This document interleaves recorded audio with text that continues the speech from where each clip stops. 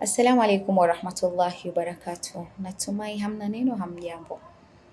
Kitu ambacho ningependa kuongelea siku ya leo ni kuhusiana na udugu.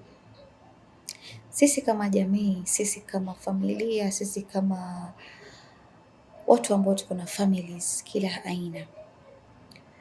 Familia siku zote huwa tunakosea, familia tutakosana, leo na kesho tutakosana. Lakini inapokosekana ule udugu baina yenu, ni rahisi sana nyinyi kupoteza vitu vingi katika familia. Naamini sote tuna dini, sote tunasoma Qur'ani inasema nini, sote tunasoma hadithi za Mtume zinasema nini, za maimamu zinasema nini. Ifike mahala tufahamu udugu ni kila kitu. Udugu ukiweka vizuri, basi neema itaingia katika nyumba yenu.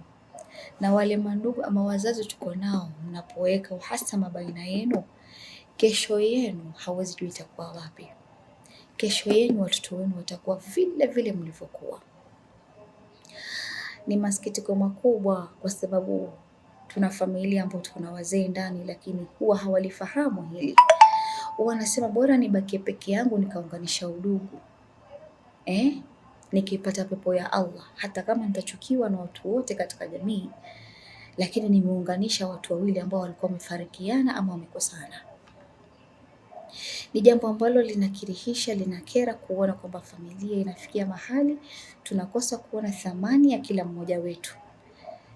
Tukumbuke ya kwamba mbele ya Allah tutaulizwa tuliishi vipi na ndugu zetu, tuliishi vipi na wao. Utaulizwa mtu wa kwanza, mtu wako wa nyumbani uliishi naye vipi? Na ndio maana utakuta hata unapokuwa labda umepata sadaka, unaulizwa angalia yule mtu wako karibu. Pale nyumbani kuna watu ambao hawajiwezi, mpe yule mtu wako karibu kuliko yule mtu wa mbali. Hiyo ndio thamani ambayo imepewa na udugu kila mahali. Lakini sisi pale tumefikia hatuthamini udugu. Pale imefikia tunaona ni kama tunasumbuana katika haya maisha. Hilo lisikutie shaka ndugu yangu, kwa sababu mwisho wa siku kwa Mwenyezi Mungu utakuwa masuli. Uliunga koo, hakuna kitu kibaya kama kuunga koo. Hakuna asokosana katika familia. Sote tunakosana katika familia zetu, lakini utu uzima ni wewe kama mtoto, wewe kama mzazi, kuja kusema makosa yaliyofanyika na kuunga ule udugu. Hata kama wewe labda ni wazazi wako wawili wamekwazana, wamekosana, jukumu lako wewe kama mtoto kuunganisha wale familia. Kitu kingine, ndani ya familia hakukosi fitna. Fitna huwa zinaenea kama mvua inavyonyesha, inaenea kila mahali, ndio fitna huwa inaenea. Na kadri fitna zikiendelea katika familia na mmoja wao akaenda akamwambia yule ndugu mwingine kuhusiana, hapo ndo farakano unaanza. Unapoona ndugu wawili wanapigana, hata ukamsikia huyu mmoja anasema vibaya kuhusu huyu mwingine, kaa kimya, usiongee, kwa sababu ni aibu kubwa sana ukileta fitna kwa Mwenyezi Mungu. Hata ukaswali swala ngapi, hakuna mali zinaenda, utaonekana wewe ni mmoja wa fitna, mmoja wa kufanya watu wanafarikiana, watu wanakosana hapa na pale.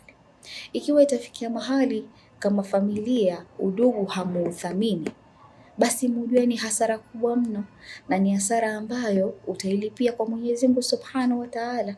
Sasa ni muhimu sana tuweze kuunga koo, tuweze kuunga udugu, na Allah atatupa wepesi kwa kila hali insha Allah. Maasalamu.